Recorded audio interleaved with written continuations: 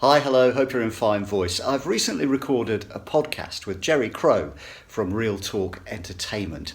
And one of the questions he asked was really about the essential skills you need. Have you got what it takes to get into voiceovers? And here's a little excerpt from that podcast. By the way, it'll be available soon on Spotify, and I'll put a link at the bottom of the description so you can click on that and hear the full interview.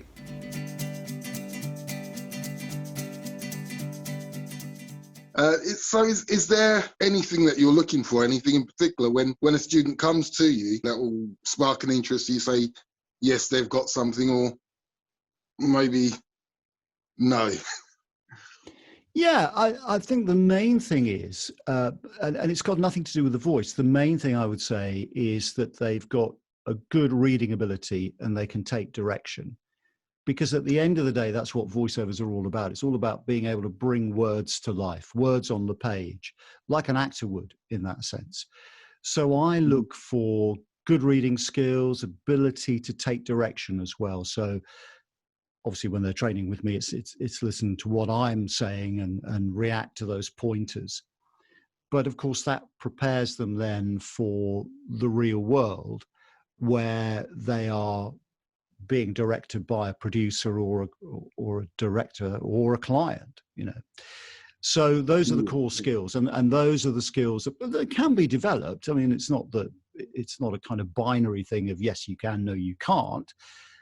But if there were little flags I was looking for and talents, nascent talent, if you like, it would be the ability to read a script or read anything, read any words on the page and bring them to life and make them sound genuine and hopefully make it sound like they're not reading as well. But that develops. But good reading skill is absolutely at the core of what you do as a voiceover artist. So forget your voice. That's kind of a minor thing. Counterintuitively in many ways, because your voice is your voice, you know, you're stuck with that unless you're doing character voices and so on. But the vast majority of voiceover jobs are in mainstream where they require you to use your own voice. And because of that, the ability to take somebody else's words and bring them to life is absolutely key to what you do as a voice actor, as a voiceover artist. So that's really what I'm kind of looking for, really. The skills that people will need are the ability to read out loud and also to be able to take direction, take on board what somebody is saying, and then develop that, you know, and put your own spin on that in a way, but still adhering to the director or the producer, whatever they're saying. Right. Yeah. I'm going to just throw in a question here that you've just brought to mind with that answer, and it's the same question I've asked before, and basically it is. I've always predominantly, when I've been reading, I read in my head, and I'm reading internally, and at some point in my life, I've been told that's the wrong way to do it. And you've just reiterated the same thing. So is that the wrong way to read to progress, would you say? It's not necessarily the wrong way, because it's certainly any reading you can do is really good, even if it is just reading in your head. But you have to bear in mind that only you can hear what's in your head, and it probably sounds very, very good indeed, but only you can hear that.